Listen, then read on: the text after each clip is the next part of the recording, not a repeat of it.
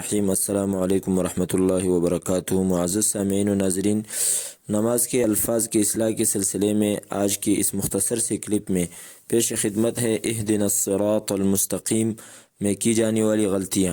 معزز دوستو، اہدنا الصراط المستقیم صحیح تلفظ کے ساتھ اس کا معنی یہ ہے کہ یا اللہ ہمیں سیدھے رستے پہ چلا، لیکن اگر المستقیم میں قاف کی جگہ پر کاف پڑھا جائے تو اس کے معنی میں بہت بڑی تبدیلی آتی ہے، اور اکثر لوگ یہ غلطی کرتے بھی ہیں، اور اس کی وجہ یہ ہے کہ قاف اور کاف ان دونوں کے نکلنے کی جگہ منہ میں آپس میں بہت زیادہ قریب ہیں، تو جب ایک حرف کی جگہ دوسرا حرف پڑھیں گے تو نماز ٹوٹنے کا خطرہ بھی بڑھ جائے گا۔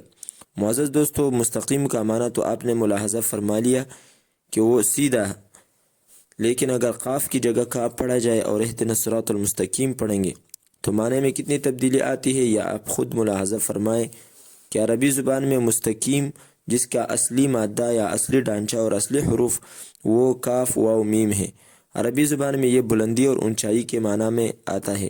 اسی طرح ایک چیز کے دوسرے چیز پر اونچا ہونے کے معنی میں آتا ہے۔ چنانچہ عرب کام یکوم قوما و قومتن یا کام الجاریتا اور کام الفرس، یہ اس وقت کہتے ہیں کہ جب انسان جمع کرے یا گھوڑا وغیرہ جفتی کرے۔